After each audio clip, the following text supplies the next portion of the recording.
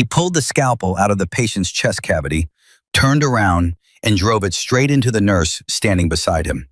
Once, twice, 3 times, 4, 5.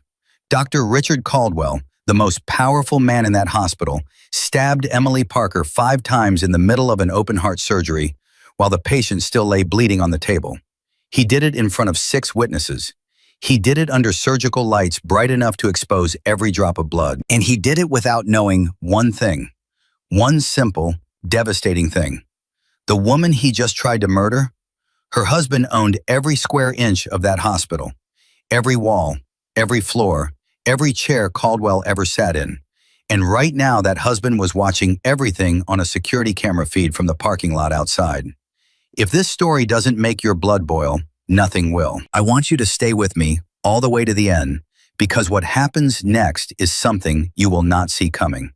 Subscribe to this channel right now, hit the notification bell, and drop a comment telling me what city you're watching from. I want to see just how far this story travels. Now, let's get into it. The morning Emily Parker walked into St. Matthew's Medical Center for the last time as a healthy woman, she kissed her husband on the forehead and said, "If anything happens today, check the blue folder in my desk drawer." Michael Parker didn't think much of it. Emily always said things like that. She was careful, meticulous, the kind of woman who triple-checked the locks before bed and kept copies of everything in 3 different places. He figured it was just her being her. He smiled and said, "Nothing's going to happen. It's Tuesday." She looked at him, really looked at him, and something in her eyes made his stomach turn, just for a second. But she smiled back, picked up her bag, and walked out the front door. That was 6:47 in the morning. By 9:15, she would be lying in a pool of her own blood on the floor of operating room 4. Now let me tell you how we got there, because this story doesn't start with a stabbing. It starts with a lie, a very expensive lie. St. Matthew's Medical Center had been on the verge of collapse 4 years earlier. The board was desperate. Bills were piling up. Equipment was outdated. Staff were quitting. The building itself was falling apart. They needed money, and they needed it fast. That's when Michael Parker stepped in. Michael wasn't a doctor. He wasn't a hospital administrator. He was a businessman. Quiet, private, and enormously wealthy. He had made his fortune in medical supply logistics, building a network of distribution centers that served hospitals across the Midwest. But he never wanted attention, never wanted his name in the papers. He believed that real power didn't need applause.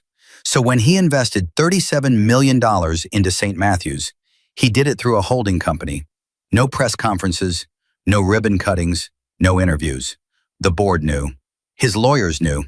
And that was it. Even Emily, his wife, had been working at the hospital for 2 years before most of the staff realized she was married at all. She never wore expensive jewelry, never drove a flashy car. She showed up early, stayed late, and did her job better than almost anyone in that building. She was a surgical nurse, one of the best. And that's exactly how she ended up in the operating room with Dr. Richard Caldwell. Caldwell had been CEO of St. Matthew's for 3 years. He was brought in after the investment, hired by the board to turn the hospital around. And on paper, he did exactly that. Revenue went up, new departments opened. The hospital climbed in national rankings. Local politicians shook his hand at fundraisers. Medical journals published his name. But behind every polished number was a rotten truth. Emily first noticed it 8 months before the stabbing. She was restocking a supply closet on the 4th floor when she realized that 3 boxes of surgical-grade sutures were missing. Not misplaced, not delayed, gone. She filed a report. Nothing happened. 2 weeks later, it was hemostatic agents. A full shipment, signed for on the loading dock, but never delivered to the surgical wing. She filed another report. Still nothing. She brought it up to her supervisor, a woman named Linda Chen, who had worked at St. Matthew's for over 20 years. Linda listened carefully, then closed her office door and said, "Emily, I'm going to tell you something, and I need you to hear me. Don't dig into this." Emily frowned. "Why not? We're missing supplies. Patients could be affected." Linda sat down and rubbed her temples. "I know, But the people responsible for those supplies report directly to Caldwell, and Caldwell doesn't like questions. What does that mean? It means 3 people in the last year have raised concerns about inventory. 1 was transferred, 1 was let go, and 1, a young resident named David Morales, filed a formal complaint with the compliance office. What happened to him? Linda paused. He was found in violation of a drug policy he'd never broken. Random test, positive result, fired within 48 hours. Emily sat there in silence. Linda looked at her. I'm not telling you this to scare you. I'm telling you because I care about you. Whatever is going on, it's bigger than a few missing boxes. Emily nodded slowly. Okay, but she didn't stop. She couldn't. Because 3 days after that conversation, a patient named George Whitfield, 71 years old, a retired school principal with 4 grandchildren, went into surgery for a routine valve replacement. During the procedure, the surgical team discovered that the replacement valve, a critical piece of equipment that should have been brand new, was defective. Not old, not damaged, defective. As in, it had been recalled 6 months earlier and should never have been in that operating room. George Whitfield died on the table. Emily was in the room when it happened. She held the old man's chart in her hands and watched the monitors go flat. She watched the surgeon call time of death. She watched the anesthesiologist remove the tubes, and she made a decision. She was going to find out the truth, no matter what it cost. Over the next 4 months, Emily turned into something no one expected. She became an investigator, quietly, carefully, one document at a time. She started with the supply chain. She pulled invoices. She compared purchase orders with delivery logs. She cross-referenced serial numbers on equipment with manufacturer databases. What she found made her sick. Caldwell had set up a network of shell companies, 3 of them registered in Delaware, 1 in Nevada, and 1 offshore in the Cayman Islands. Hospital funds earmarked for surgical supplies were being routed through these companies, marked as payments for equipment that never arrived. But that wasn't the worst part. The supplies that did arrive were often substandard, repackaged, relabeled. Some had been previously used and sterilized just enough to pass a visual inspection. Others were expired products purchased at a fraction of the cost and resold to the hospital at full price. Caldwell was pocketing the difference, millions of dollars. Emily documented everything. She photographed invoices. She saved emails. She recorded timestamps and cross-checked delivery manifests with warehouse receipts. She built a file so thorough it could have been submitted to a federal prosecutor without a single edit, and she kept it all in a blue folder in her desk drawer at home. Now here's where things get complicated. Emily never told Michael what she was doing.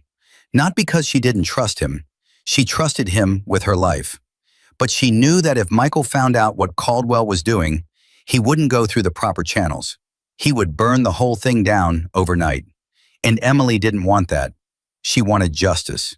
Real justice. The kind that comes with evidence so overwhelming that no lawyer, no board member, no PR firm can make it disappear. So she kept quiet. She worked her shifts. She assisted in surgeries. She smiled at Caldwell in the hallways and said, "Good morning, Dr. Caldwell." And he nodded back without ever suspecting that the woman in scrubs was building a case that would destroy him. But Caldwell wasn't stupid. He was arrogant, yes, greedy, absolutely, but not stupid. He had people watching. A small circle of loyalists inside the hospital, administrators and department heads who benefited from his schemes. They reported to him. They kept tabs on anyone who asked too many questions. And someone noticed Emily. It was a man named Frank DeLuca, the hospital's head of procurement. DeLuca had been with Caldwell from the beginning. He was the one who set up the shell companies.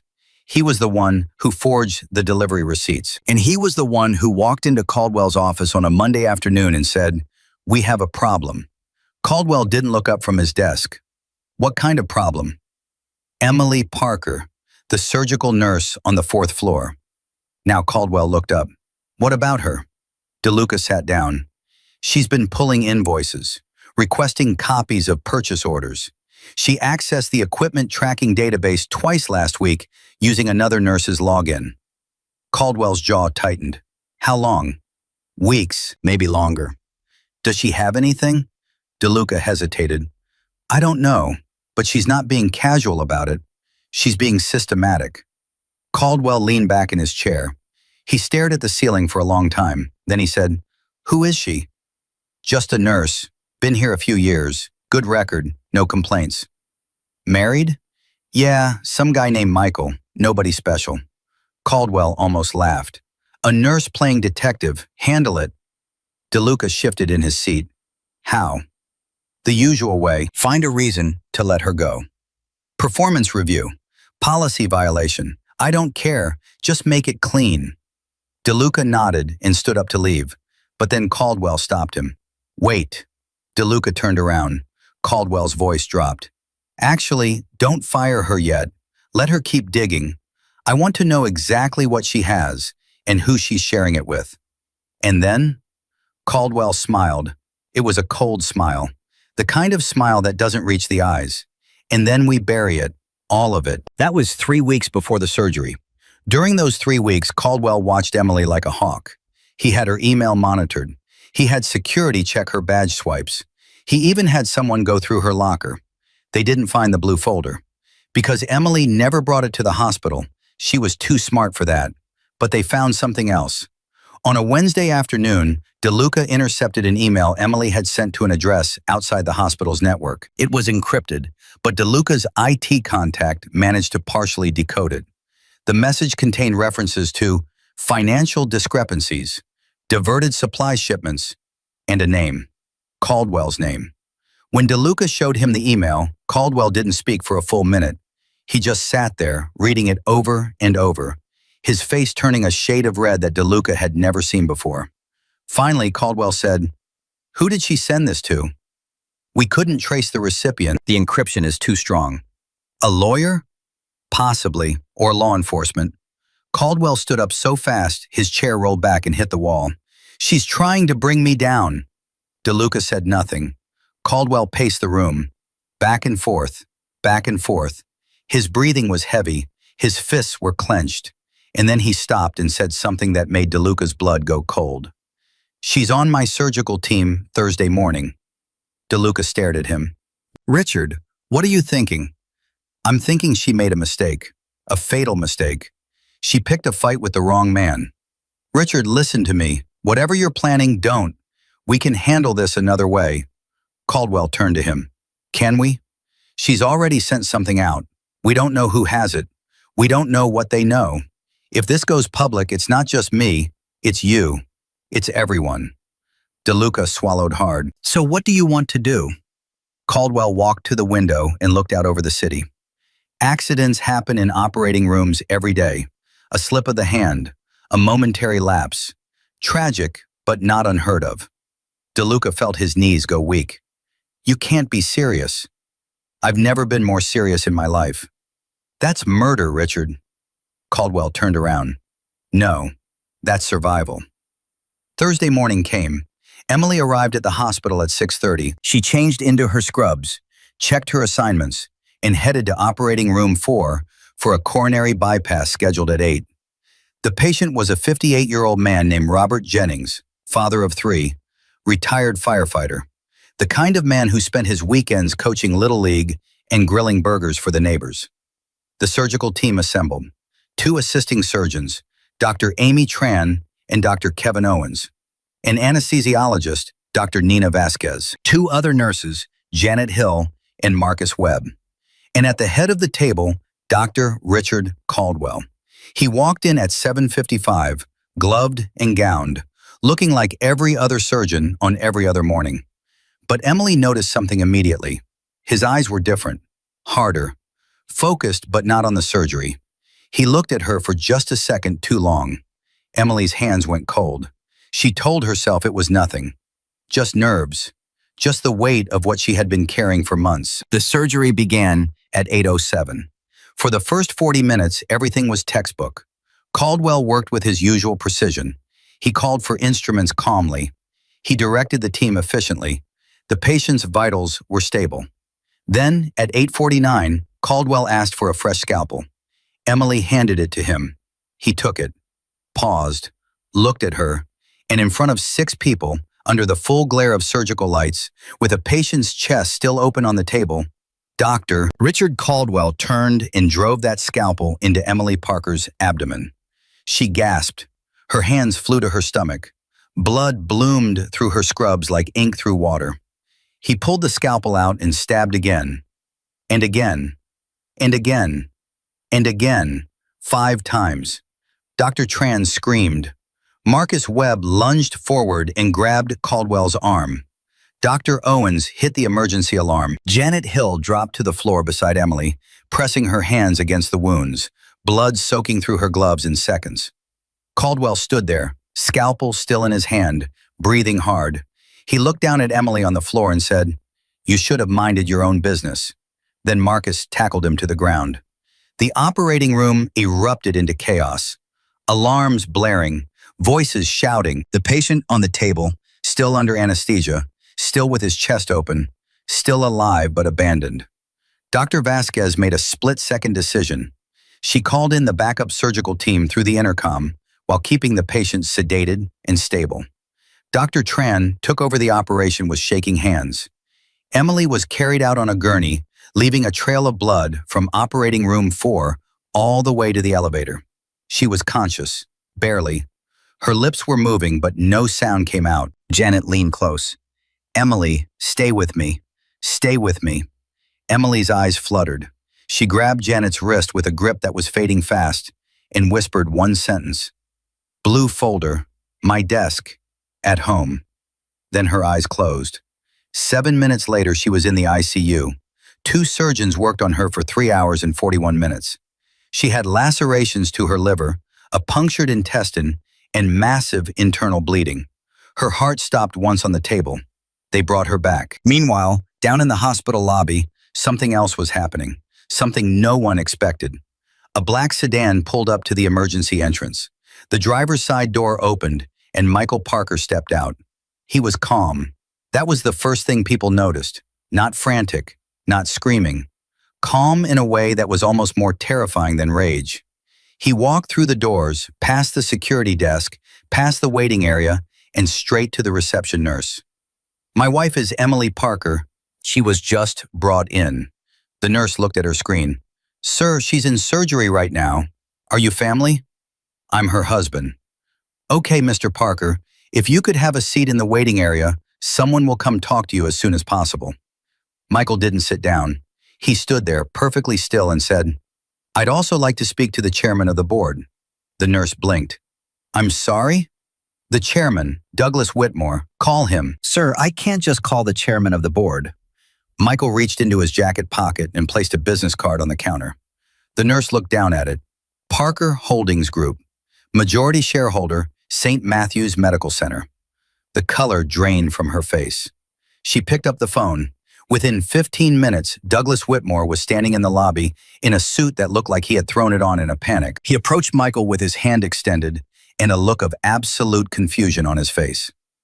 "Mr. Parker, I had no idea you were... I knew about the investment, of course, but I didn't realize Emily was your... my wife. Yes. I'm so sorry.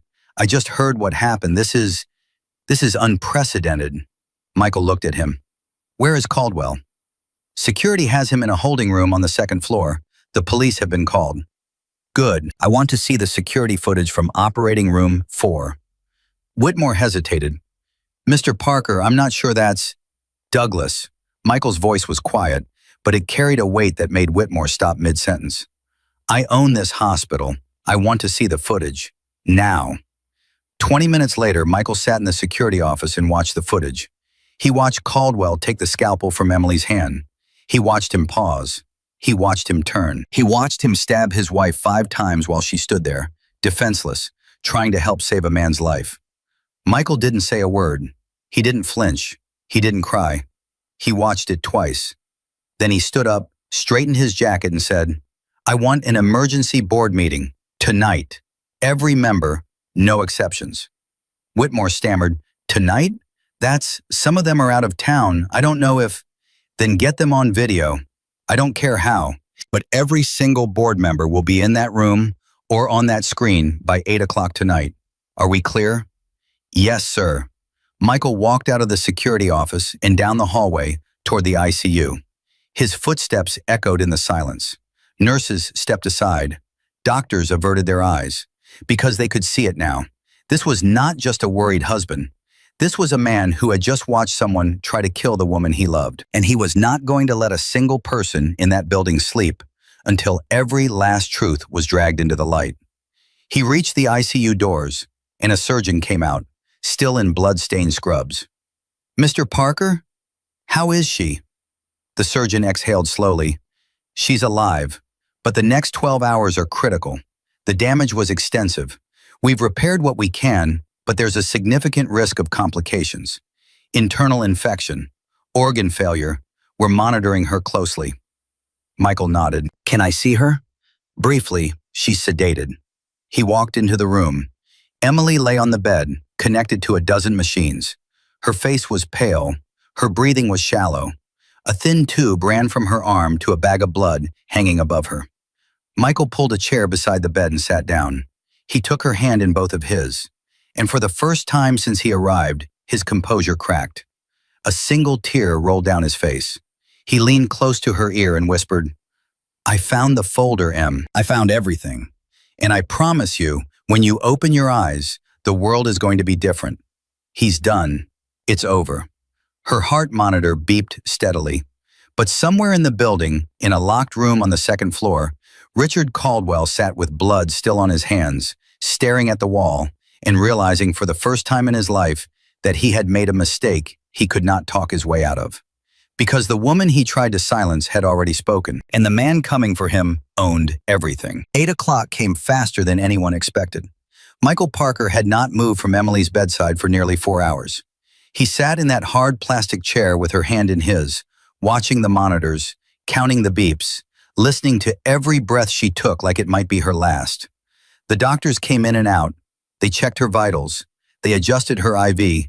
They whispered to each other in that careful, measured tone that medical professionals use when they don't want to say the wrong thing. But Michael heard every word. Liver laceration, peritonitis risk, hemorrhagic shock, possible secondary organ failure within 48 hours. He absorbed it all. He didn't react. He didn't ask questions. He just sat there, holding her hand and waiting. At 7:30, his phone buzzed. It was Douglas Whitmore. "Mr. Parker, the board is assembled. 9 members in person, 3 on video. We're ready when you are." Michael looked at Emily. Her chest rose and fell in a slow, mechanical rhythm. The ventilator hissed softly. He leaned down and pressed his lips to her forehead. "I'll be back," he whispered. "I'm going to finish what you started." Then he stood up, buttoned his jacket, and walked out of the ICU. The emergency board meeting was held in the executive conference room on the 6th floor. It was the largest room in the administrative wing, built for presentations and quarterly reviews, and the kind of polished performances that kept investors comfortable. Tonight, it felt like a courtroom. Michael walked in at exactly 8:03. 12 faces turned to look at him. Some he recognized, some he didn't. Douglas Whitmore sat at the head of the table, looking like a man who hadn't slept in a week, even though the crisis was only hours old. 3 screens on the far wall showed the faces of board members joining remotely, their expressions tight with confusion and fear. Nobody spoke. Michael didn't sit down. He stood at the end of the table, placed a thick blue folder in front of him, and looked at every single person in that room, one by one. Then he said, "Most of you know me as Emily Parker's husband. Some of you know me as the majority shareholder of this hospital. What none of you seem to know is that for the past 8 months, my wife has been building a case against the man you hired to run this institution. And 6 hours ago, that man tried to kill her for it." Silence. A woman named Patricia Langford, the board's vice chair, leaned forward. "Mr. Parker, we are deeply sorry about what happened to Emily. We all are. But I want to make sure we understand exactly what you're alleging here." Michael opened the blue folder. "I'm not alleging anything, Patricia. I'm showing you proof." He pulled out the first document, a purchase order dated 14 months ago for $600,000 worth of cardiovascular surgical equipment. The vendor listed was a company called MedPrime Solutions, registered in Wilmington, Delaware. "MedPrime Solutions," Michael said, "does not exist. It has no office, no employees, no warehouse, It's a shell company, and the registered agent is Frank DeLuca, your head of procurement. He placed the document on the table and slid it toward Whitmore. Then he pulled out another. This is a delivery receipt for that same order, signed by DeLuca, time-stamped, logged into your system as received. But I had my team check with every distributor in the region. No shipment matching this order was ever dispatched. The equipment never arrived, because it was never purchased. He placed that document next to the first, then another, and another, and another. For 22 minutes, Michael Parker stood at the end of that table and dismantled Richard Caldwell's empire, one page at a time. He showed them 14 shell companies across 4 states and 1 offshore jurisdiction. He showed them diverted funds totaling over $11 million in 3 years. He showed them invoices for expired surgical supplies that had been repackaged and relabeled. He showed them the purchase records for the defective heart valve that killed George Whitfield. When he was done, the table was covered in paper and the room was silent. Patricia Langford had gone pale. Douglas Whitmore was staring at the documents like they were written in a language he couldn't read. One of the remote board members had taken off his glasses and was rubbing his eyes. A man named Stephen Richter, the board's legal counsel, spoke first. Mr. Parker, where did your wife obtain these documents? She obtained them through hospital systems she had authorized access to as a staff nurse. She cross-referenced them with publicly available corporate filings and manufacturer databases. Everything in that folder is legally obtained and independently verifiable. Richter swallowed. And she shared this with you? No, she didn't. I found this folder tonight after she was stabbed. She kept it at our home. She never told me what she was doing. That hit the room hard. Whitmore finally spoke. She did all of this alone? Yes. Why didn't she come to the board? Michael looked at him, and for the first time there was heat in his voice. Because 3 people who raised concerns before her were either fired, transferred, or framed. One of them, David Morales, had his career destroyed through a fabricated drug test. My wife saw what happened to people who spoke up in this hospital. She knew the board either couldn't protect her or wouldn't. Whitmore flinched. So she protected herself, Michael continued. She gathered the evidence, she encrypted it, she sent copies to outside parties, and she went to work every single day, standing next to the man who was robbing this hospital blind, waiting until she had enough to make sure he could never talk his way out of it. He paused, let that sink in, and then he stabbed her, 5 times, in front of 6 witnesses, because he found out she knew. Patricia Langford's voice was barely above a whisper. Oh my God. This isn't a management failure, Michael said. This is a criminal enterprise. And every person in this room who signed off on Caldwell's reports without questioning the numbers is going to have to answer for that. Not to me, to the federal investigators who will be here by morning. Stephen Richter stood up. Mr. Parker, I strongly advise that we retain outside counsel before making any statements or taking any formal action. You can retain whoever you want, Stephen, but I'm telling you right now what's going to happen. You're going to vote to remove Richard Caldwell as CEO tonight. You're going to suspend Frank DeLuca and every department head connected to these transactions.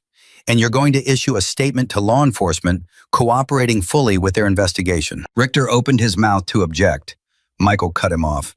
Or I will go public tomorrow morning with everything in that folder, every document, every name, every dollar, and I will let the press and the prosecutors decide who in this room knew what and when. The room didn't breathe. Whitmore looked around the table. He saw the fear in their eyes.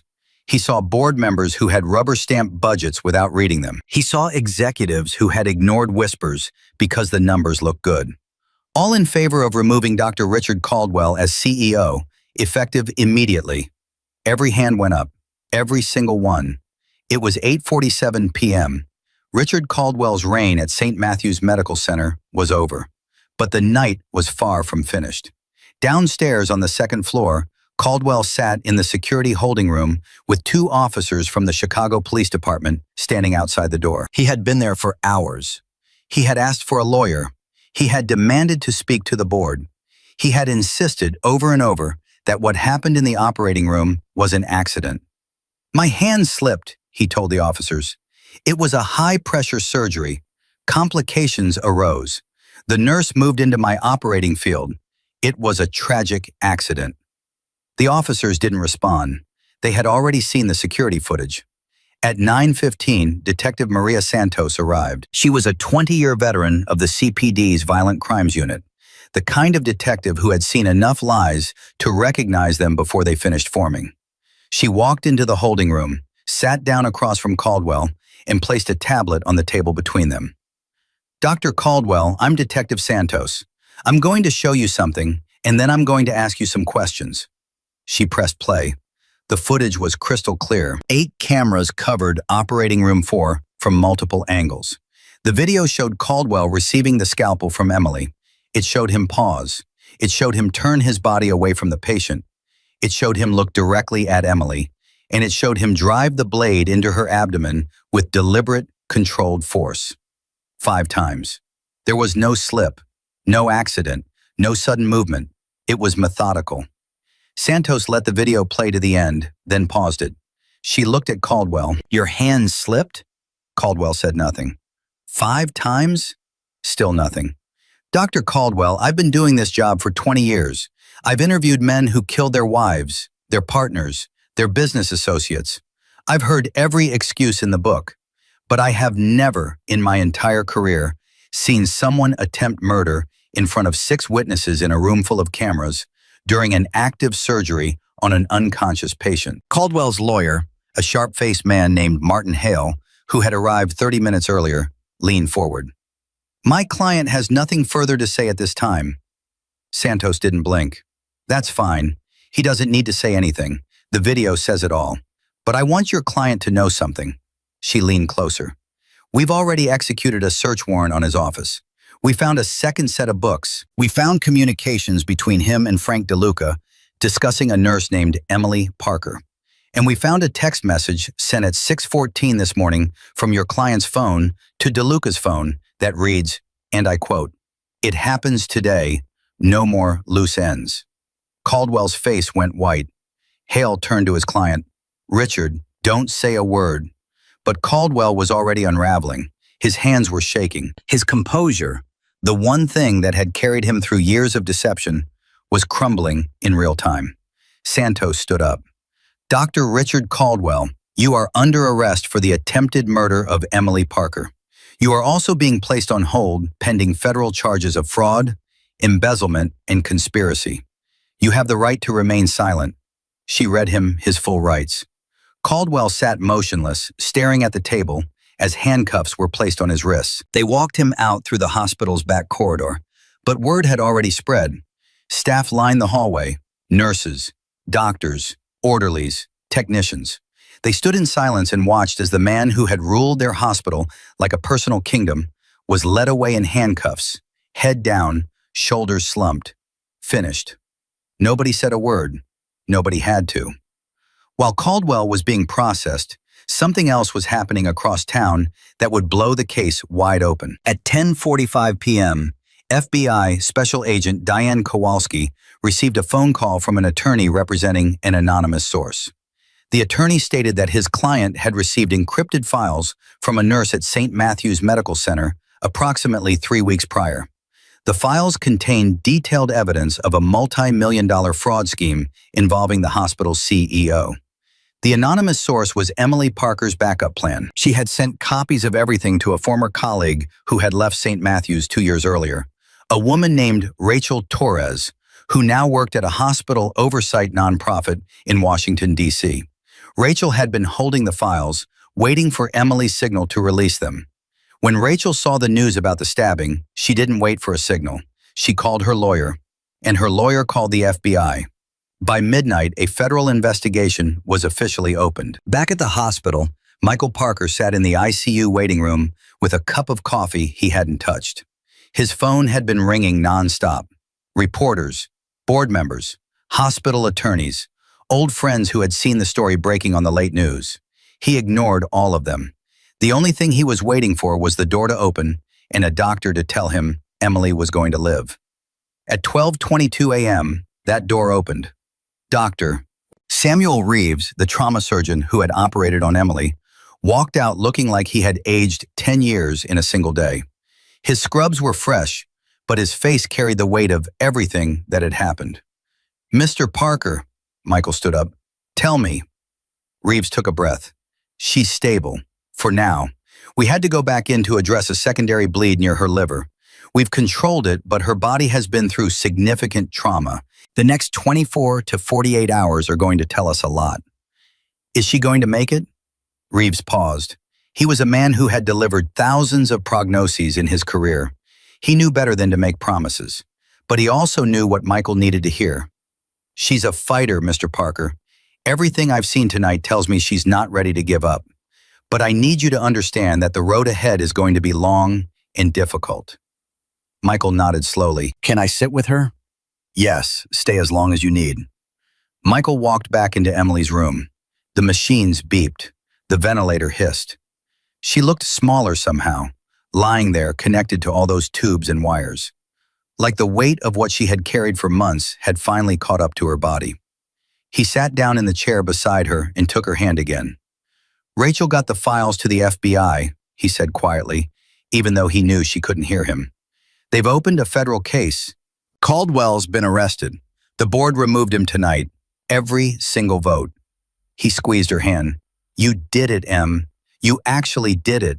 You took down a man that everyone in this building was too scared to touch. And you did it with a blue folder and a backbone made of steel." The heart monitor beeped steadily. "So you need to come back to me, you hear me? You don't get to leave now, not after everything you did. Not after everything we still have to do." His voice cracked on the last word. He pressed her hand to his forehead and closed his eyes. Outside the room, the hospital was changing. Word had spread through every department, every floor, every break room. The staff who had been afraid to speak were now talking openly. Names were being mentioned, dates, transactions. People who had been silenced for years were suddenly finding their voices. Linda Chen, Emily's supervisor, the woman who had warned her months ago to stop digging, walked into the administrator's office at 1 a.m. and dropped a flash drive on the desk. "That's everything I've been keeping for the last 3 years," she told the night manager. "Every report that was buried, every complaint that was ignored, every time someone told me to look the other way." The night manager stared at the flash drive. "Why now?" Linda's eyes were red. "Because a woman I told to stop fighting almost died tonight for doing what I was too afraid to do. And I'm done being afraid." By 2 a.m., 4 more staff members had come forward with their own evidence. Documents, emails, photographs of relabeled supplies, records of ghost shipments. The dam had broken. And it was Emily Parker, lying unconscious in a hospital bed with 5 stab wounds, who had cracked it open. At 3:17 a.m., Frank DeLuca was arrested at his home in Naperville. He answered the door in his bathrobe, saw the federal agents, and said, "I want a deal." They put him in handcuffs anyway. By sunrise, 6 people connected to Caldwell's network had been identified. 3 were in custody. 2 were cooperating with investigators. One, a supply chain manager named Paul Kessler, had booked a one-way flight to Mexico City and was intercepted by TSA at O'Hare International Airport at 5:41 a.m. He was carrying a laptop with 412 deleted files that the FBI's forensic team would later recover. Every single one of them confirmed what Emily had already documented. The sun came up on a hospital that looked the same on the outside, but was fundamentally different on the inside. The man who had controlled it was in a jail cell. The people who had helped him were falling like dominoes. And the woman who had brought it all down was still fighting for her life. Michael Parker had not slept. He had not eaten. He had not left Emily's side except for the board meeting and a single phone call to his attorney. At 7:12 a.m., his phone buzzed one more time. It was a text from Douglas Whitmore. "National press is outside. CNN, NBC, Washington Post. They all want a statement. What do we tell them?" Michael typed back one line. "Tell them the truth." He put the phone down, looked at Emily, and waited. Because the truth was the only thing she had ever asked for. And now, finally, it was coming. The truth came like a flood, and no one at St. Matthew's was ready for it. By 8 a.m. that Friday morning, news vans had surrounded the hospital. Satellite dishes pointed at the sky from every corner of the parking lot. Reporters stood in clusters, microphones in hand, Cameras rolling, broadcasting live to a nation that was just waking up to a story so horrifying it didn't sound real.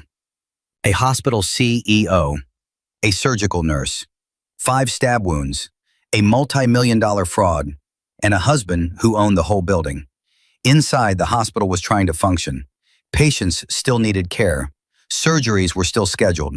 Nurses still had rounds. But nothing felt normal. Every conversation in every hallway came back to the same thing. Emily, Caldwell, the blood on the floor of operating room 4 that had been cleaned but not forgotten. At 8:22 a.m., Douglas Whitmore stood in front of a cluster of microphones outside the main entrance and read a statement that had been drafted by the board's emergency legal team. St. Matthew's Medical Center confirms that Dr. Richard Caldwell has been removed from his position as CEO, effective immediately. We are cooperating fully with law enforcement. Our thoughts are with the victim and her family. A reporter shouted, "Is it true the victim's husband is the hospital's majority owner?" Whitmore hesitated. "I'm not able to comment on that at this time." "Is it true Caldwell was running a fraud operation inside the hospital?" "I've said all I can say. Thank you." He turned and walked back inside, and the questions kept coming, echoing off the walls behind him. But inside the ICU, the world was much smaller and much quieter. Michael Parker had finally fallen asleep. Not in a bed, not on a couch, in the same hard plastic chair he had been sitting in for over 12 hours, his hands still resting on Emily's. His head had tilted to the side, and his breathing had gone slow and heavy, the kind of exhausted sleep that comes when the body simply refuses to stay awake any longer. He was woken at 9:04 by a sound he hadn't heard in hours. Emily's voice. It was barely a whisper, cracked, dry, so faint that if the room had been anything less than dead silent, he would have missed it entirely. "Michael." His eyes flew open. He sat up so fast the chair scraped against the floor. He looked at her and saw her eyes, half open, glassy, struggling to focus. "Emily, Emily, I'm here. I'm right here." She blinked slowly. Her lips moved again. "Hurts." I know it hurts. Don't try to move. The doctors are taking care of you." She swallowed hard. It looked painful. "The patient, Robert, the man on the table, is he alive?" Michael almost broke right there. She had been stabbed 5 times, nearly bled to death, spent the night in critical condition, and the first coherent thing she asked about was the patient. "He's alive," Michael said. "Dr. Tran finished the surgery. He's in recovery. He's going to be okay." Emily closed her eyes. A tear slid down the side of her face. "Good. Emily, listen to me. We found the folder. Everything you collected. The board has seen it. Caldwell has been arrested. The FBI is involved. It's over." Her eyes opened again. She looked at him, and even through the haze of medication and pain, he could see it. Relief. Not happiness, not victory, just relief. The kind that comes when you've been carrying something so heavy for so long that putting it down feels like your body might collapse. "Rachel," she whispered. "Did Rachel?" "She contacted the FBI last night. They have everything." Emily exhaled slowly. Her hand trembled in his. "I wanted to tell you," she said, "every day. I wanted to tell you what I found. But I knew you'd go straight to the board, and they would have buried it. They would have protected him." "You don't have to explain." "I do, because you deserve to know why I kept it from you. I wasn't trying to shut you out. I was trying to make sure it stuck. I needed it to be so solid that nobody could make it disappear." Michael leaned forward and kissed her forehead. "It's stuck, Em. It's stuck like concrete." She managed something that was almost a smile. Then the pain pulled her back under, and her eyes closed again. Michael pressed the call button. A nurse came in, checked her vitals, adjusted her pain medication, and said, "She's doing better than we expected. The fact that she's conscious and coherent is a very good sign." Michael nodded. He didn't trust himself to speak. At 10:30 a.m., something happened that nobody at St. Matthew's saw coming. Frank DeLuca, Caldwell's right hand, the man who had set up the shell companies and forged the delivery receipts, the man who had been arrested at his home just hours earlier, made a decision that would crack the case wide open. He flipped.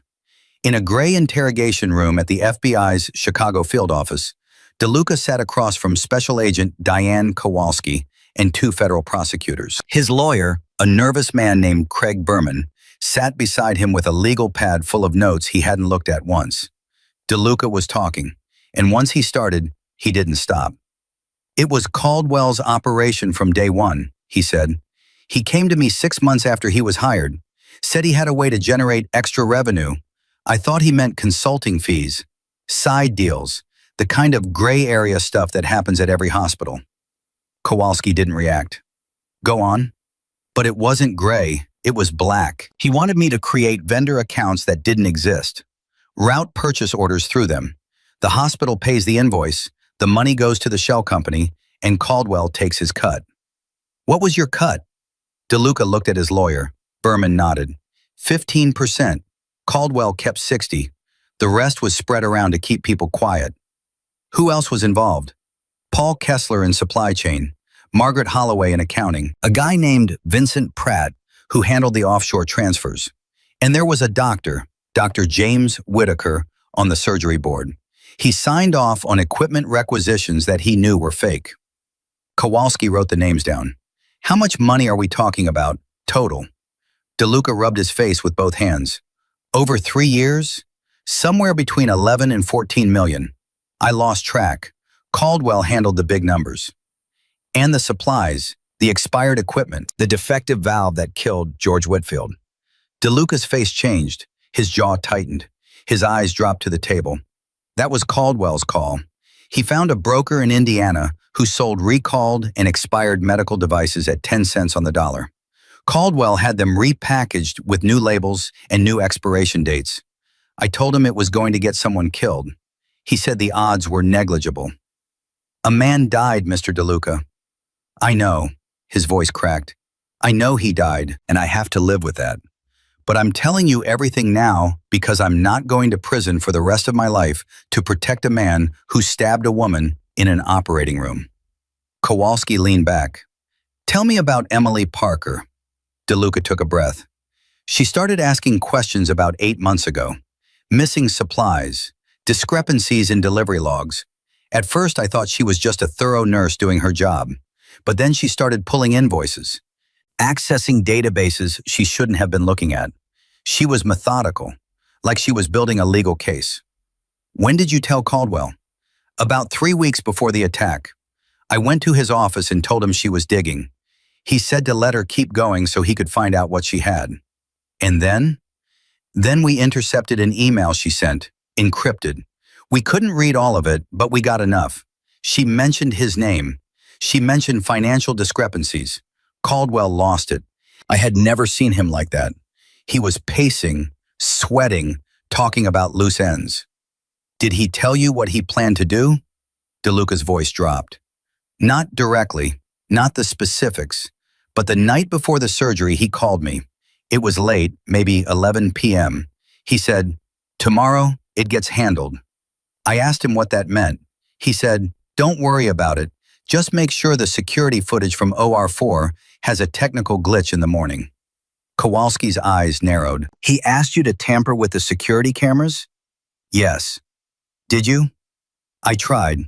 I called the IT manager, a guy named Leo Marsh, told him to run a diagnostic on the OR4 cameras at 8 a.m. That would have taken them offline for about 20 minutes. What happened?" "Leo forgot, or he got busy, I don't know. The camera stayed on, and when Caldwell did what he did, every second of it was recorded." Kowalski looked at the two prosecutors sitting behind her. They exchanged a glance. "Mr. DeLuca, you understand that what you've just described makes you an accessory to attempted murder." DeLuca's lawyer jumped in. "My client is cooperating fully and providing critical information about a wide-ranging criminal conspiracy. We expect that cooperation to be reflected in any charges filed." Kowalski stood up. "We'll discuss terms, but your client needs to understand something. The woman he helped target is lying in an ICU right now, fighting for her life. Cooperation doesn't erase that." She walked out of the room. By noon, warrants had been issued for Margaret Holloway, Dr. James Whitaker, and Vincent Pratt. Holloway was picked up at her office. Whitaker was found at a medical conference in Milwaukee and escorted out by 2 federal agents in front of 300 colleagues. Pratt, the offshore money man, was traced to a hotel in Miami and arrested by U.S. Marshals at 1:22 p.m. while eating lunch by the pool. Each arrest sent another shockwave through St. Matthews. The staff watched it unfold in real time on the break room televisions. Every hour, another name, another perp walk, another piece of the puzzle falling into place. And at the center of it all, the question everyone kept asking was the same. How did one nurse figure all of this out? The answer came at 2:15 p.m. when Detective Maria Santos held a press conference outside the Chicago Police Department's Central Station. Emily Parker is a surgical nurse who dedicated years of her career to patient care at St. Matthew's Medical Center. Approximately 8 months ago, she began noticing discrepancies in the hospital's supply chain. Rather than look the other way, she conducted her own investigation. She gathered documentary evidence of a multi-million-dollar fraud scheme orchestrated by the hospital's CEO, Dr. Richard Caldwell. She did this alone, without institutional support, at great personal risk. On Thursday morning, Dr. Caldwell attacked her with a surgical instrument during an active operation, stabbing her 5 times. She is currently in critical but stable condition. Dr. Caldwell has been charged with attempted murder, and federal charges related to fraud and embezzlement are pending. A reporter called out, "Detective, is it true her husband owns the hospital?" Santos paused. Michael Parker is the majority shareholder of St. Matthew's Medical Center. He was not aware of his wife's investigation until after the attack. Why would she keep it from her own husband? Santos looked directly into the camera. Because she wanted the evidence to speak for itself. She didn't want anyone to say it was about money or power or ownership. She wanted it to be about the truth. And from everything I've seen, that's exactly what it is. That soundbite played on every major news network for the next 72 hours. At 3 p.m., back at the hospital, Michael received a visit he didn't expect. A woman knocked on the ICU waiting room door. She was in her mid-40s, with dark hair pulled back and tired eyes that looked like they had been crying for hours. Michael didn't recognize her. "Mr. Parker, my name is Sandra Whitfield. George Whitfield was my father." Michael stood up. He knew the name. George Whitfield, the retired school principal, 71 years old, 4 grandchildren, dead on an operating table because of a defective heart valve that Caldwell put in his chest to save money. "Mrs. Whitfield, I am so sorry about your father." Sandra's chin trembled. "I came here because I need you to know something. When my father died, they told us it was a surgical complication. They said sometimes these things happen. We believed them. We grieved. We moved on. And now I find out that the valve in his heart was recalled, that it should never have been used, that someone put a defective piece of equipment inside my father to make a profit." Her voice broke. "My father coached baseball for 30 years. He volunteered at the food bank every Thanksgiving. He read to his grandchildren every single night. And he died because someone decided his life was worth less than the cost of a proper surgical valve." Michael couldn't speak for a moment. He reached out and took her hand. "Your father's death is part of the evidence Emily collected. It's going to be part of the federal case. I promise you the people responsible are going to answer for what they did." Sandra wiped her eyes. "I want to see Emily when she wakes up. I want to thank her. I'll make sure that happens." Sandra nodded, squeezed his hand, and left. Michael stood alone in that waiting room for a long time after she was gone. He thought about George Whitfield. He thought about all the other patients who had been on those tables, trusting those doctors, trusting that hospital, never knowing that the equipment inside them might be defective, expired, or counterfeit. He thought about how close Emily had come to being another name nobody talked about. And he made himself another promise. This was not going to end with arrests. This was going to end with change. Real, permanent, structural change. At 4:45 p.m., Emily woke up again. This time, she was more alert. The color was starting to return to her face. Her vitals had stabilized. Dr. Reeves came in and told her that the secondary bleed had not recurred and that her kidney function, which had been a concern overnight, was improving. You're heading in the right direction, he said, but we've got a long road ahead, no shortcuts. Emily looked at him. I'm a nurse, Dr. Reeves. You don't have to sugarcoat it for me. He smiled. Fair enough. You lost a lot of blood. Your liver took serious damage. You're going to need weeks of recovery, possibly months of rehabilitation. But the immediate danger is passing. Thank you for saving my life. Reeves shook his head. Thank your body. It fought harder than I've seen in a long time. After Reeves left, Emily turned to Michael. I need to talk to Detective Santos. Emily, you just woke up. You need to rest. Michael, there are things I haven't told anyone yet. Things that aren't in the folder. Things I couldn't put on paper because I didn't have proof. Only what I saw with my own eyes. Michael studied her face. He knew that look. It was the same look she had given him the morning she walked out the door. The look that said, I know what I'm doing. Don't try to stop me. What kind of things? Emily's voice dropped. Caldwell didn't just steal money, Michael. He experimented. On patients. 3 surgeries I assisted on in the last 6 months. He used techniques and materials that weren't approved. Off-label implants. Unregistered devices. I saw him install a cardiac mesh in a 63-year-old woman that I couldn't find in any medical catalog. When I asked him about it afterward, he looked at me and said, Not everything worth using has FDA approval, sweetheart. Michael's blood went cold. Are you telling me he was using patients as test subjects? I don't know if he was testing for himself or for someone else, but I know what I saw. And I know that at least one of those patients, a woman named Diane Prescott, was readmitted 2 weeks later with unexplained cardiac inflammation. She's still being monitored. Michael grabbed his phone. I'm calling Santos right now. Wait, Emily reached for his arm. There's something else. The night before the surgery, I got a phone call. Blockchain number. No one spoke. The line was open for about 10 seconds, and then it disconnected. I don't know who it was, but I think it was a warning. From who? I think it was someone inside the hospital who knew what was going to happen. Someone who wanted to tell me, but couldn't. Michael stared at her. Someone knew he was going to attack you? I think so, and I think that person is still inside this building. The weight of that sentence filled the room. Somewhere in that hospital, walking those hallways, swiping a badge, smiling at patients, there was someone who had known what Caldwell was planning, who had tried to warn Emily, and who was still hiding. Michael picked up his phone and dialed Detective Santos. Detective, my wife is awake. She has information you need to hear. Tonight. Santos arrived at 6:30 p.m. She sat beside Emily's bed with a digital recorder and a notepad, and for the next 90 minutes, Emily told her everything. The unauthorized implants, the unregistered devices, the cardiac mesh that had no catalog number, Diane Prescott, the blocked phone call, the feeling she had carried for weeks that someone inside the hospital was watching her, not for Caldwell, but trying to protect her from a distance. Santos listened without interrupting. When Emily finished, the detective turned off the recorder and said, Mrs. Parker, what you've just described changes the scope of this investigation significantly. If Caldwell was using unapproved medical devices on patients without their knowledge or consent, we're looking at additional charges that go beyond fraud and attempted murder.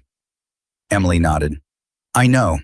That's why I needed to tell you now, before anyone has a chance to hide it. Santos stood up. I'm going to need to pull records on every surgery Caldwell performed in the last 2 years. Every patient file, every device log. This is going to take time. I'll authorize full access to every system in this hospital, Michael said. Santos looked at him. Mr. Parker, I appreciate that, but I need you to understand something. The deeper we go, the worse this is going to get. For the hospital, for the board, for everyone. Michael didn't hesitate. Good. It should get worse, because the only thing worse than the truth coming out is the truth staying buried. Santos almost smiled. Almost. Then she picked up her recorder, her notepad, and walked out. It was 8 p.m., exactly 24 hours since Michael had stood in front of the board and torn Caldwell's world apart. And now the investigation was about to expand into something far bigger, far darker, and far more dangerous than anyone had imagined. Emily lay in her hospital bed, exhausted but awake. Michael sat beside her, holding her hand. Michael, yeah, that phone call I got, the one the night before. Yeah, I've been thinking about it all day, the way the person breathed, the hesitation, like they wanted to say something but couldn't. Did you recognize anything? Emily paused, closed her eyes, opened them. I think it was Linda. Michael frowned. Linda Chen? Your supervisor? She was the only person in the hospital who knew what I was doing. She warned me months ago to stop. She was terrified. But she cared about me, and if she found out what Caldwell was planning, she wouldn't have gone to the police. She would have been too scared. But she would have called me. From a blocked number, in the middle of the night, just to give me a chance. Michael looked at his wife. He saw the certainty in her eyes, the same certainty that had driven her to collect evidence for 8 months, to walk into that operating room knowing the danger, to build a case alone in the dark because no one else would. I'll find out, he said. Be gentle with her. If it was Linda, she's carrying a guilt right now that's eating her alive. Michael squeezed her hand. I will. He stood up, kissed her forehead, and walked out of the room. It was 8:17 p.m. The hospital was quiet. The press had gone home. The hallways were dim. And somewhere in this building, a woman who had made one phone call that might have saved Emily Parker's life was sitting alone, terrified, waiting for someone to find her. Michael was going to find her. Michael found Linda Chen in the nursing break room on the 3rd floor at 8:31 p.m. She was sitting alone at a small table with a cup of tea she hadn't touched. Her hands were wrapped around it like she was trying to absorb warmth that wasn't there. Her eyes were swollen. Her hair was pulled back loosely, strands falling across her face. She looked like a woman who had been holding herself together with thread that was about to snap. Michael walked in quietly. He didn't rush. He didn't demand. He pulled out the chair across from her and sat down. Linda looked up. The moment she saw his face, her chin started trembling. Mr. Parker, Michael, please. She nodded, tried to breathe, failed, tried again. How is Emily? She's awake, she's talking. The doctors say she's improving. Linda pressed her hand over her mouth. Her shoulders shook. She held it in for about 3 seconds, and then she broke. Tears poured down her face, and she didn't bother wiping them away. I knew, she said. God help me, I knew. Michael didn't move. He let her speak. Wednesday night, the night before the surgery, I was leaving the building around 10 p.m. I had stayed late to finish some charting. I passed Caldwell's office on the way to the elevator. His door was cracked open. I heard him on the phone. He said, "She's on my table tomorrow. It ends tomorrow." That's exactly what he said, word for word. Linda's voice was shaking so badly that each sentence came out in fragments. I stopped walking. I stood there in the hallway and I listened. He said something about making sure the cameras had a problem. He said something about it looking like an accident, and then he laughed. He laughed, Michael, like he was talking about canceling a dinner reservation. Michael's hands were flat on the table. His knuckles were white. I panicked. I went home. I sat on my couch for 2 hours trying to figure out what to do. I thought about calling the police, but what was I going to say? That I overheard something through a cracked door? I had no recording, no proof. It would have been my word against the CEO of the hospital, the man who destroyed David Morales with a phone call. So you called Emily? Linda nodded. From a blocked number. I couldn't even bring myself to speak. I dialed her number and I just sat there, listening to her say hello, and I couldn't get the words out. I was too scared, too ashamed. I hung up after 10 seconds. Michael watched her. He saw the guilt eating her from the inside. He saw a woman who had spent 20 years in a system that taught her to keep her head down, follow orders, and never challenge the people in charge. He saw what that system did to good people. Linda, why didn't you call back? She wiped her face with the back of her hand. Because I convinced myself that I was wrong, that I had misheard him, that maybe he was talking about a difficult surgery, not about hurting her. I told myself all night that I was overreacting, and by the morning, I had almost believed it. Almost. Because when I got to work Thursday morning and saw Emily heading to OR4, I felt it in my gut. Something was wrong. I wanted to stop her. I wanted to grab her arm and say, "Don't go in there." But I didn't. I smiled at her. I said good morning, and I let her walk through those doors. Her voice cracked completely on the last word. She put her head in her hands and sobbed. Michael sat with her for a long time. He didn't speak. He didn't comfort her with empty words. He let the weight of what she was carrying fill the space between them, because that weight deserved to be felt. Finally, he said, "Linda, Emily doesn't blame you." Linda looked up. "She should. She told me to be gentle with you." Those were her words. She said if it was you who called, you're carrying a guilt that's eating you alive. And she was right. Linda stared at him. She said that? After what happened to her? That's who she is. You know that better than most. Linda broke down again. But this time it was different. It wasn't just guilt. It was relief. The kind of relief that comes when the worst thing you've ever done is finally out in the open, and the person you hurt most doesn't hate you for it. Michael reached across the table and put his hand on hers. "I need you to talk to Detective Santos. Tonight. What you overheard proves premeditation. It proves Caldwell planned the attack in advance. That's the difference between attempted murder and attempted murder in the first degree. Do you understand?" Linda wiped her eyes and nodded slowly. "I'll talk to her. I'll tell her everything." "Thank you." Michael stood up. He was halfway to the door when Linda said his name. "Michael." He turned around. "The flash drive I gave the night manager last night, it has everything I've been keeping for 3 years. Every buried complaint. Every ignored report. I should have turned it in a long time ago. I should have fought harder. I should have been more like Emily." Michael looked at her. "You're fighting now, Linda. That counts." He walked out of the break room and called Detective Santos from the hallway. She answered on the second ring. "Detective, Linda Chen is ready to talk. 3rd floor break room. She overheard Caldwell planning the attack the night before. She can testify to premeditation." Santos was silent for exactly 2 seconds. "I'm on my way." By 9:15 p.m., Santos was sitting across from Linda Chen with a recorder on the table. Linda told her everything. The cracked office door, Caldwell's words. Santos turned off the recorder and said, "I'm sorry, but I can't do that. I'm not comfortable with that." Santos turned off the recorder and said, "Miss Chen, what you've just provided is extremely significant. Combined with the text message we already recovered from Caldwell's phone and the testimony from Frank DeLuca, we now have 3 independent pieces of evidence establishing premeditation." Linda nodded. "What happens to me?" "You didn't participate in the fraud. You didn't assist in the attack. You had information and failed to act on it, which is a moral failing, not a criminal one.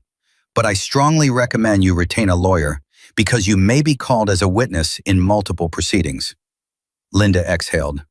"I'll testify, in court, in front of him. I don't care. I owe Emily that much." Santos stood up. "I'll be in touch." That night, at 11 p.m., a federal grand jury was convened in an emergency session at the Dirksen Federal Building in downtown Chicago. This was unusual. Grand juries don't normally meet at 11 o'clock at night, but Special Agent Kowalski had presented the U.S. Attorney's Office with a case so explosive and so time-sensitive that they agreed to expedite. The evidence was staggering. DeLuca's testimony, Linda Chen's statement, 14 shell companies, $11 million in diverted funds, forged invoices, repackaged medical devices, a dead patient, an attempted murder captured on video, and now Emily's allegations about unauthorized surgical experiments on patients. By 1 a.m. Saturday, the grand jury returned a 47-count federal indictment against Dr. Richard Caldwell. The charges included 12 counts of wire fraud, 8 counts of healthcare fraud, 6 counts of money laundering, 4 counts of conspiracy, 3 counts of distributing adulterated medical devices, 1 count of involuntary manslaughter for the death of George Whitfield, and 1 count of attempted murder. 47 counts. When the news broke Saturday morning, it hit the country like an earthquake. Every major network led with the story. Cable news ran wall-to-wall coverage. Newspapers cleared their front pages. Social media exploded. The hashtag #JusticeForEmily trended worldwide within hours. But the story wasn't just about Caldwell anymore. It was about the system that allowed him to operate unchecked for 3 years. It was about the board members who never asked hard questions, the administrators who looked the other way, the culture of silence that protected the powerful and punished the brave. And people were angry. At St. Matthew's, the phone lines were overwhelmed. Patients called demanding to know if their surgeries had been compromised. Families of deceased patients called asking whether their loved ones had received defective equipment. Lawyers circled like hawks. Class action lawsuits were being drafted before the weekend was over. Michael Parker spent Saturday morning in a conference call with the hospital's interim management team, a group hastily assembled from the remaining board members and 2 outside consultants brought in by the hospital's insurance carrier. "We need a full audit," Michael said. "Every surgery performed under Caldwell's tenure, every device used, every patient file.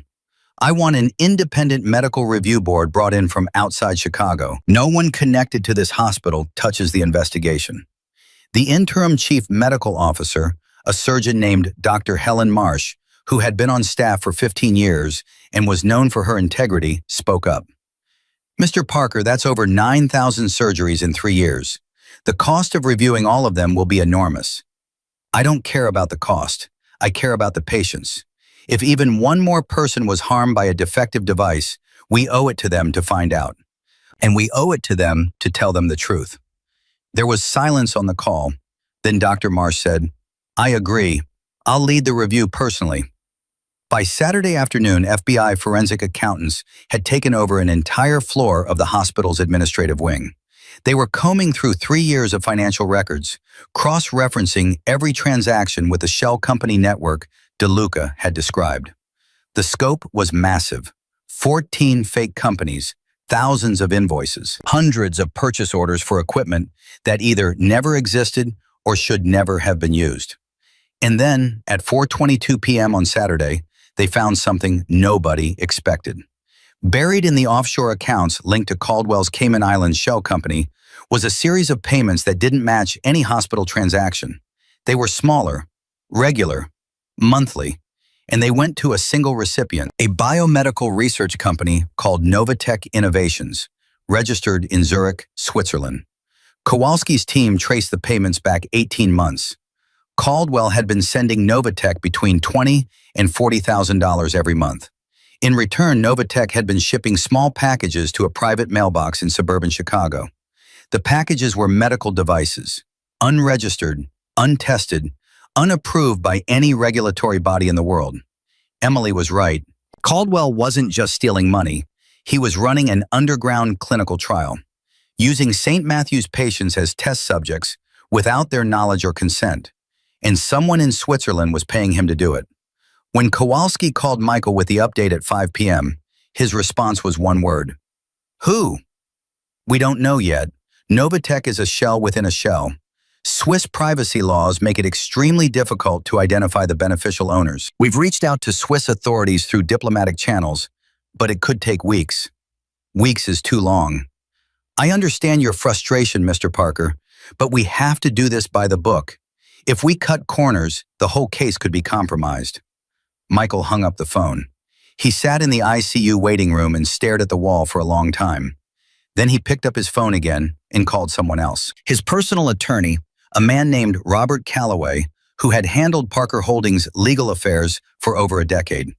"Robert, I need you to hire a private forensic investigation firm. The best, international capability. I want them looking into a company called Novatech Innovations, registered in Zurich.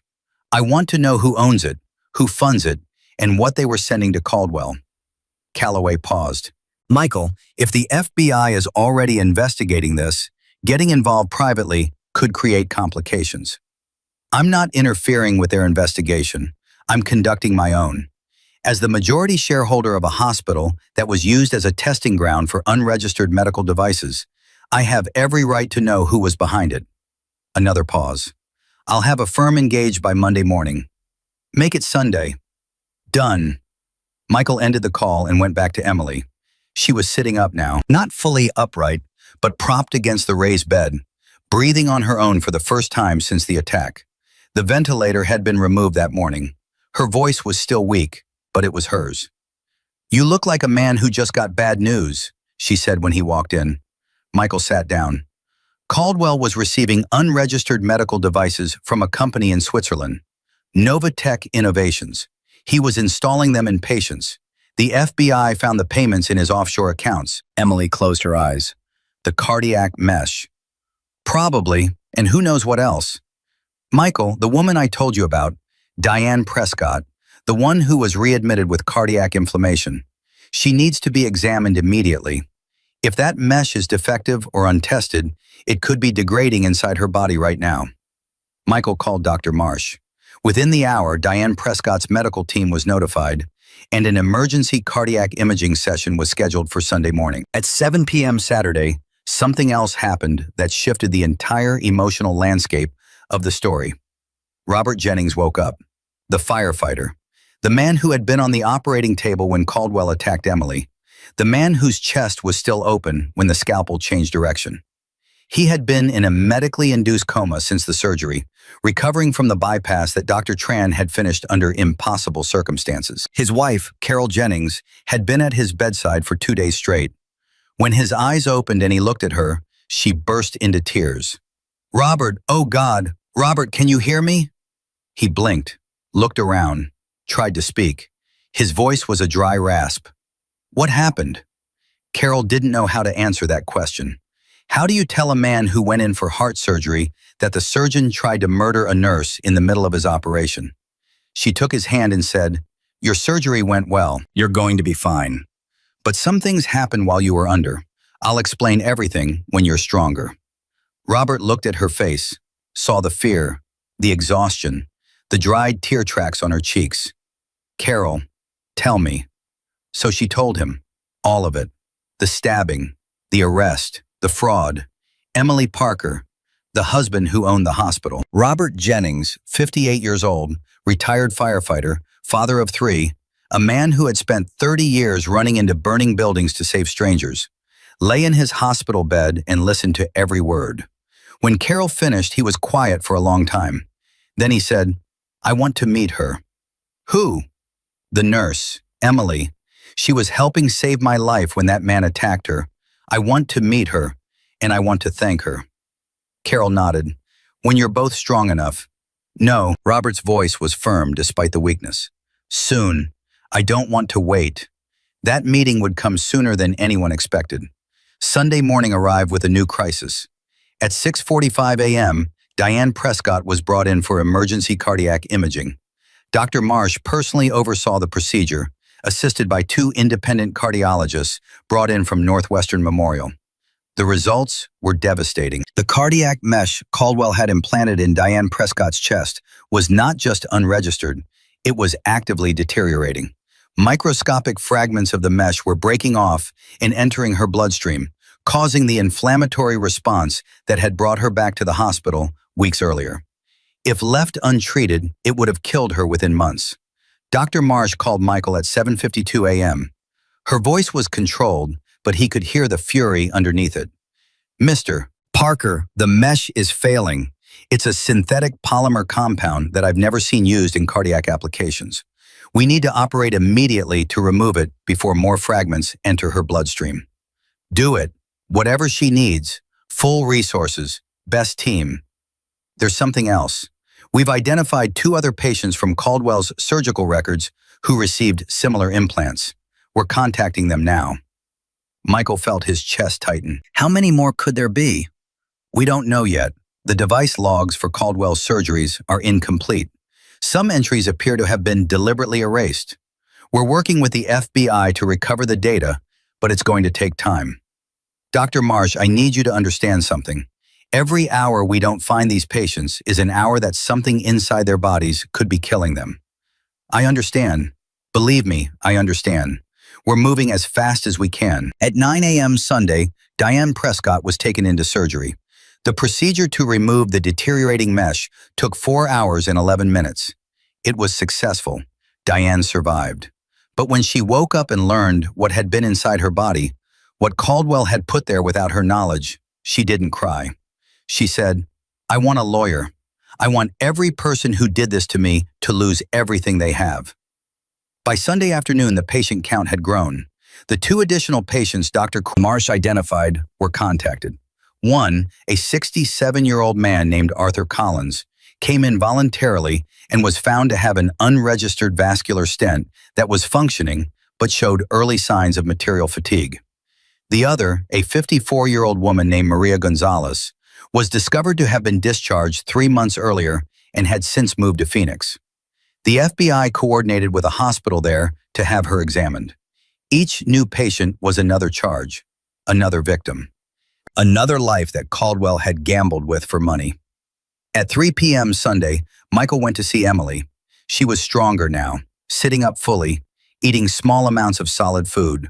The color was back in her cheeks, and her voice, though still tired, had regained its sharpness. 3 patients so far, she said when he told her.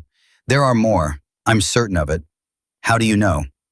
Because I assisted on over 40 surgeries with Caldwell in the last year, and in at least 7 of them, he used materials I couldn't identify. I documented the dates in the folder. Check pages 37 through 42. Michael shook his head slowly. You documented everything. I'm a nurse, Michael. Documenting is what I do. He pulled out his phone and sent the page numbers to Kowalski and Dr. Marsh. At 4:10 p.m., Detective Santos came by for a brief update. She told Emily that Linda Chen had given a full statement and that her testimony, combined with DeLuca's cooperation and the text message evidence, had given prosecutors an airtight premeditation case. Emily listened, then asked, "What about Caldwell? How is he handling it?" Santos hesitated. He's retained Martin Hale as his criminal defense attorney. Hale is one of the best in Chicago. They're preparing to fight every charge. Emily's jaw set. Let them fight. The evidence doesn't care about lawyers. Santos almost smiled. No, it doesn't. Then Emily asked the question that had been sitting in the back of her mind for days. Detective, what happens to the hospital? Santos looked at Michael, then back at Emily. That's above my pay grade, Mrs. Parker. But based on what I've seen, the federal government may impose an independent monitor. There could be fines, sanctions, possibly even a temporary receivership if the board is found to have been complicit. Emily turned to Michael. Don't let them shut it down. Emily, I mean it. This hospital serves 40,000 patients a year. Most of them don't have another option. If St. Matthew's closes, people die. Different people, for different reasons, but they still die. Michael looked at her. This woman, lying in a hospital bed with 5 stab wounds, recovering from surgery, exhausted and in pain, was still thinking about the patients. I won't let it close, he said. I promise you that. Then fix it, from the inside. Don't just punish the people who broke it. Rebuild it into what it should have been all along. Michael held her gaze for a long time. Then he nodded. I will. At 8 p.m. Sunday night, exactly 72 hours after the stabbing, Michael Parker sat alone in his car in the hospital parking lot. He hadn't been home in 3 days. He hadn't changed his clothes. He hadn't eaten a proper meal. His phone had 612 unread messages. He ignored all of them. He sat in the silence and thought about everything that had happened. His wife, who almost died because she chose truth over safety. A dead school principal whose family deserved answers. A firefighter who woke up to learn his surgeon was a criminal. Patients walking around with ticking time bombs in their chests that a madman put there for profit. And he thought about the building behind him, St. Matthew's Medical Center, the hospital he had saved from bankruptcy, the hospital he had trusted Caldwell to run, the hospital that had become a monument to everything wrong with a system that valued profit over people. He was going to tear that monument down, and in its place, he was going to build something worthy of every nurse who showed up early and stayed late, every doctor who chose patience over politics, every person who walked through those doors expecting care and deserving honesty. He started the car, drove home for the first time in 3 days, showered, changed, and sat down at his kitchen table with a legal pad and a pen. At the top of the page, he wrote 4 words, the Parker Reform Plan. Then he started writing, and he didn't stop until the sun came up. Monday morning came, and Michael Parker walked back into St. Matthew's Medical Center carrying a legal pad filled with 47 pages of handwritten notes. He hadn't slept. His eyes were bloodshot. His jaw was set with the kind of determination that made people step out of his way without being asked. He went straight to Emily first. She was sitting up in bed eating oatmeal when he walked in. Real oatmeal, not the liquid diet she had been on since the surgery. Dr. Reeves had cleared her for soft solids that morning, and the nursing staff had practically celebrated. Small victories mattered in the ICU. "You look terrible," Emily said. "I was up all night." "Doing what?" He placed the legal pad on her bedside table. "Building the future of this hospital." Emily set down her spoon and looked at him. "Michael, you need to sleep." "I will. After the board meeting at 10. Another board meeting? The last one was about tearing down what Caldwell built. This one is about what we build in its place." Emily picked up the legal pad and started reading. Her eyes moved slowly across his handwriting, page after page. Michael watched her face change as she read. Surprise, then focus, then something deeper, something that looked like hope, mixed with pride, mixed with a sadness that came from knowing how much suffering had led to this moment. She put the pad down and looked at him. "An independent ethics board with subpoena power?" "Yes." "Mandatory financial audits every quarter with results published publicly?" "Yes." "A whistleblower protection fund?" "Michael, it's what you deserved. What David Morales deserved. What every person who tried to speak up and got crushed deserved. No one in this hospital should ever have to choose between their career and the truth again." Emily's eyes filled with tears. She didn't wipe them away. The anonymous reporting system. Direct line to external investigators, bypassing hospital administration entirely. So that no CEO can ever intercept a complaint again. She stared at him for a long time. Then she said, "You wrote all of this in one night? You gathered evidence for 8 months while standing next to the man who wanted to kill you. I think I can handle one night with a pen and paper." She laughed. It was the first time she had laughed since the attack. It hurt her abdomen and she winced, but she laughed. And Michael felt something crack open inside his chest that he had been holding shut for 4 days. He leaned down and kissed her. "I have to go. The board's waiting." "Michael." "Yeah?" "Don't let them water it down. Not one word. Not one word." He walked out of the ICU at 9:43 a.m. and took the elevator to the 6th floor. The board meeting started at 10:05. Every member was present. No video screens this time. Every single person was in the room, including 3 new independent observers appointed by the hospital's insurance carrier to ensure compliance with emerging legal requirements. Michael stood at the head of the table, just as he had 4 nights earlier when he had torn Caldwell apart. But this time, his energy was different. This wasn't destruction. This was construction. He spoke for 45 minutes. He outlined every element of the Parker Reform Plan. An independent ethics board with 5 external members, none of whom had any financial ties to the hospital, empowered to investigate complaints and issue binding recommendations.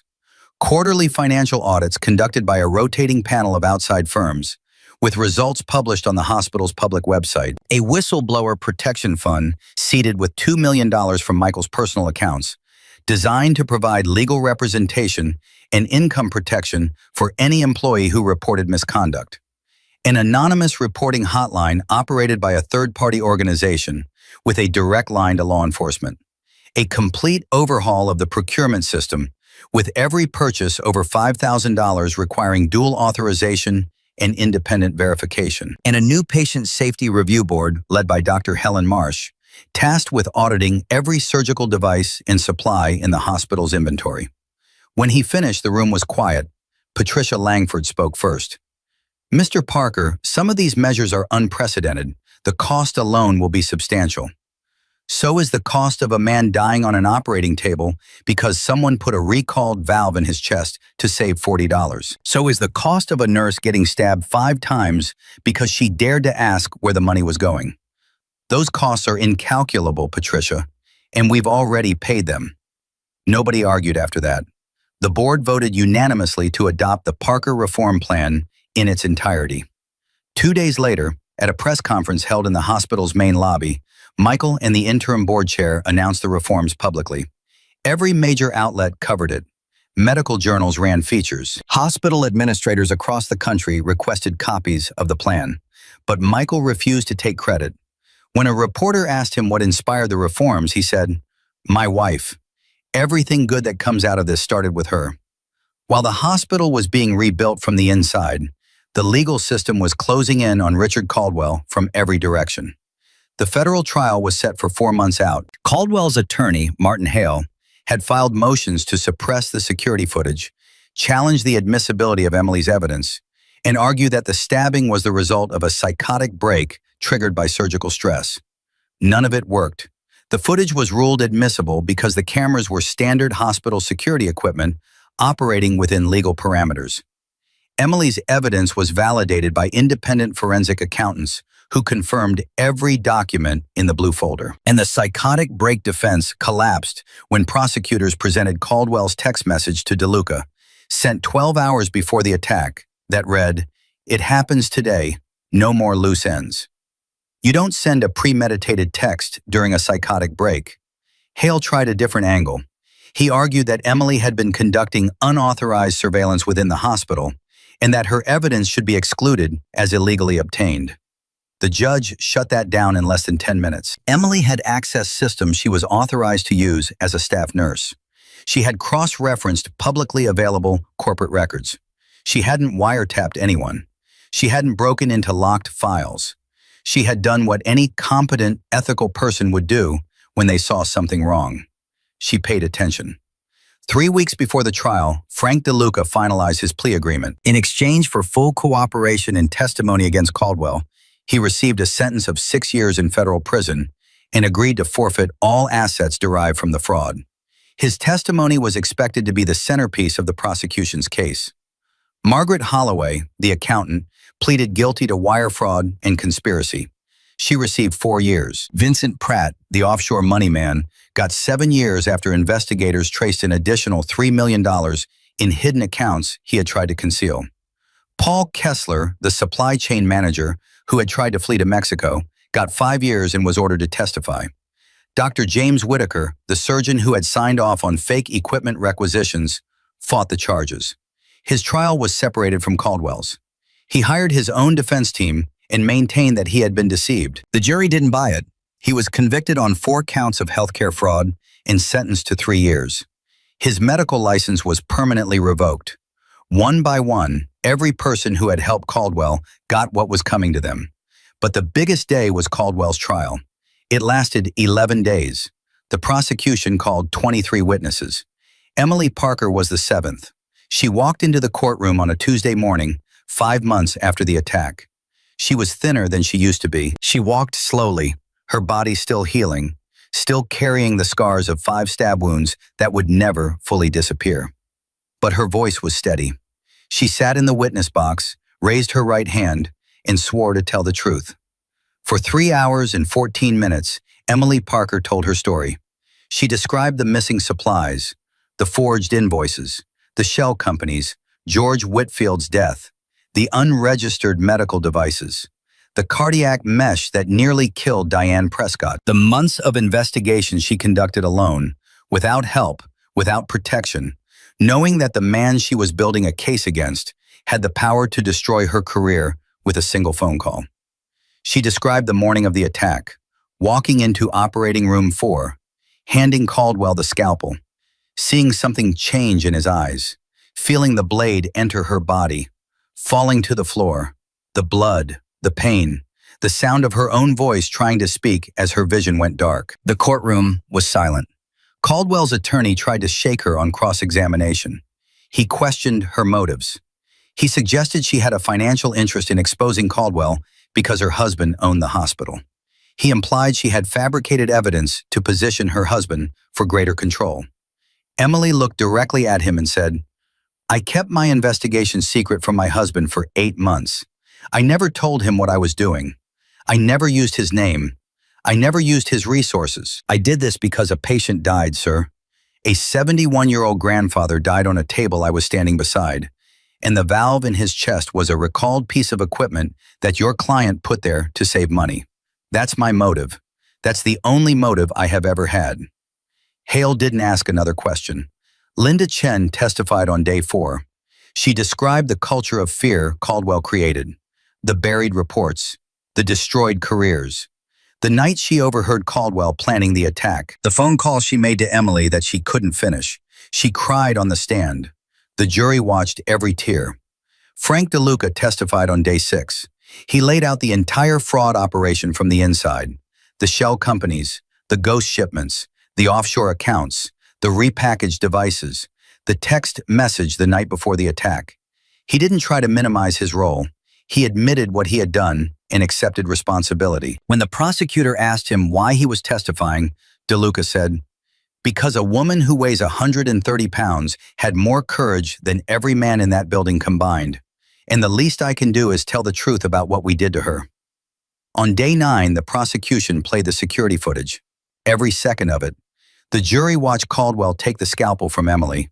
They watched him pause. They watched him turn. They watched him stab her 5 times while the patient lay unconscious on the table. 2 jurors looked away. One covered her mouth. The foreman stared straight ahead with an expression that said everything the verdict would later confirm. Caldwell did not testify in his own defense. Hale rested without calling him to the stand. It was the only smart decision left to make. The jury deliberated for 4 hours and 27 minutes. Guilty. On all 47 counts, the courtroom erupted. Sandra Whitfield, George's daughter, collapsed into her brother's arms. Carol Jennings squeezed her husband Robert's hand so hard, her knuckles turned white. Diane Prescott sat in the back row and closed her eyes. Emily didn't react. She sat perfectly still, holding Michael's hand, and stared straight ahead. She had imagined this moment 1,000 times. She had wondered if it would feel like victory, like relief, like closure. It felt like exhaustion. The kind of exhaustion that comes when you've been running for so long that crossing the finish line doesn't make you celebrate. It just makes you stop. Michael leaned over and whispered, "It's done." Emily squeezed his hand. Not yet. She was right. The sentencing came 6 weeks later. The judge, a woman named Margaret Hollins who had spent 30 years on the federal bench and had seen every kind of criminal walk through her courtroom, looked at Caldwell and delivered a statement that would be quoted in legal textbooks for decades. "Dr. Caldwell, you were given the highest trust a society can bestow. You were a physician. You were a leader of an institution devoted to healing, and you betrayed every dimension of that trust. You stole from the sick. You endangered the vulnerable. You profited from suffering. And when one courageous woman dared to hold you accountable, you tried to kill her. This court sentences you to 22 years in federal prison." 22 years. Caldwell was 61 years old. He would be 83 when he got out. If he got out. They took him away in handcuffs for the last time. He didn't speak. He didn't look back. He just walked through the door and disappeared. The months that followed were a slow process of healing, not just for Emily, for the hospital, for the staff, for the patients, for everyone who had been touched by what happened. Emily's physical recovery took almost a year. 5 stab wounds don't heal quickly, especially when they involve liver damage, intestinal repair, and significant blood loss. She went through 3 additional surgeries, 2 months of inpatient rehabilitation, and 6 months of physical therapy. There were days when the pain was so bad she couldn't get out of bed. There were nights when she woke up in a cold sweat, back in operating room 4, feeling the blade, seeing the lights, hearing the heart monitor scream. Michael was there for every moment, every surgery, every therapy session, every nightmare. He never complained. He never wavered. He sat beside her the same way he had that first night in the ICU, holding her hand, counting the beeps, waiting. The Novatech investigation took 8 months. Michael's private forensic firm traced the company through 3 layers of shell corporations to a pharmaceutical conglomerate based in Frankfurt, Germany. The conglomerate had been secretly funding unauthorized device trials in hospitals across 4 countries. St. Matthew's was one of 7 sites. When the findings were turned over to Interpol, it triggered an international investigation that resulted in criminal charges in 3 countries and the shutdown of Novatech's entire operation. 9 patients at St. Matthew's were ultimately identified as having received unregistered Novatech devices. All 9 underwent successful corrective surgery. None died. But every single one of them carried the knowledge that a stranger had put something inside their body without their permission. And that knowledge left a scar that no surgeon could repair. At St. Matthew's, the reforms took hold. The Independent Ethics Board began reviewing complaints within its first month of operation. The anonymous reporting hotline received over 200 calls in its first year, leading to 7 investigations and 3 terminations, all handled transparently and by the book. The quarterly financial audits found no irregularities. Procurement was overhauled from the ground up. The culture changed. Slowly, painfully, imperfectly, but it changed. Nurses spoke up, residents asked questions, administrators listened. It wasn't perfect. No institution run by human beings ever is, but it was better. Measurably, provably better. Dr. Helen Marsh was appointed permanent chief medical officer. She ran the patient safety board with a precision and integrity that became a model for hospitals nationwide. Under her leadership, St. Matthew's went from a symbol of corruption to a case study in reform. Robert Jennings, the firefighter, made a full recovery.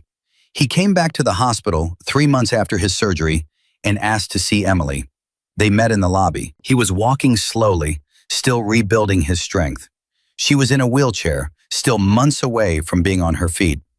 He looked at her and said, "You were saving my life when he hurt you." Emily said, "Dr. Tran saved your life. I was just handing her the tools." Robert shook his head. "No, you were doing your job.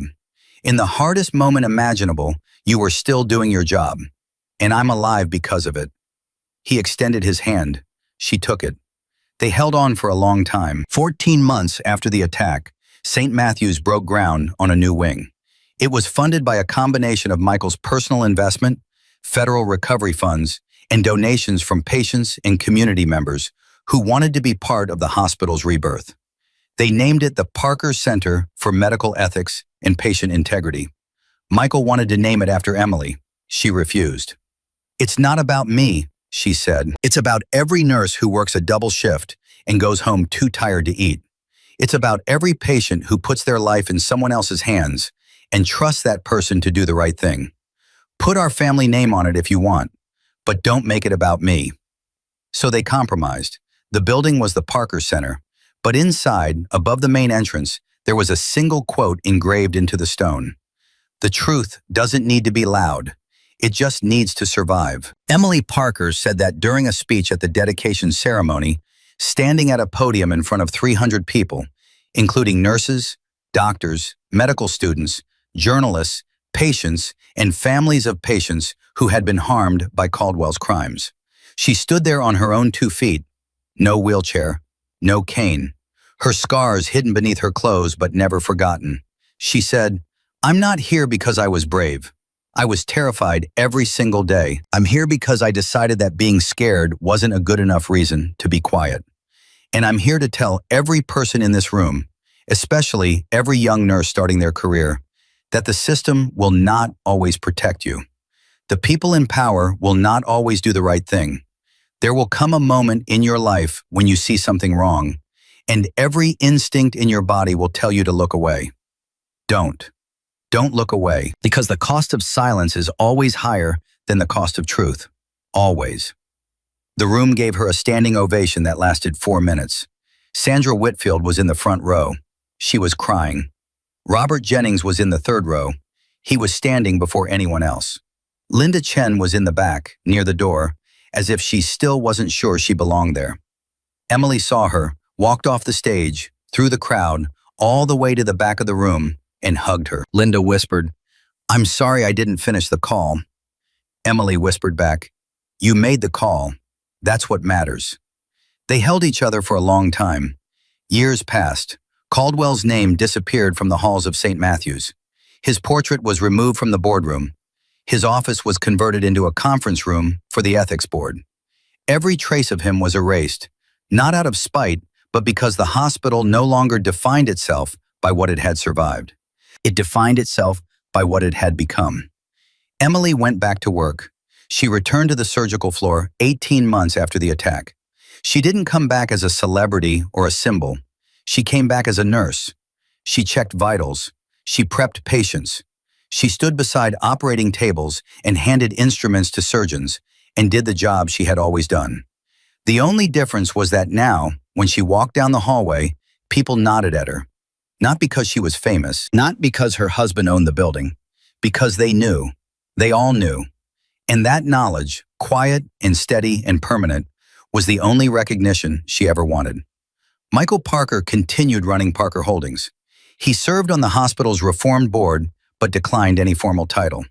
He said his only job was to make sure the reforms lasted longer than the memory of the man who made them necessary. On a Tuesday morning, 2 years and 4 months after the attack, Emily walked into operating room 4 for the first time since the stabbing. She had avoided it, not consciously, not officially, but she had never been assigned there, and she had never asked to be. Until now. She stood in the doorway for a full minute. The room was the same. The lights, the monitors, the table, the floor where she had bled. All of it, clean and sterile and waiting. A young nurse named Jessica, barely 25, was prepping the room for a morning procedure. She saw Emily in the doorway and stopped. "Mrs. Parker, are you okay?" Emily took a breath, then another. Then she walked in. "I'm fine," she said. "Let's get the room ready." Jessica hesitated. "Are you sure? I can handle it if you need a minute." Emily looked at her, really looked at her, and she saw herself, years ago, young and committed, and just trying to do the right thing in a world that didn't always reward it. "I've had my minute," Emily said. "About 500,000 of them, actually.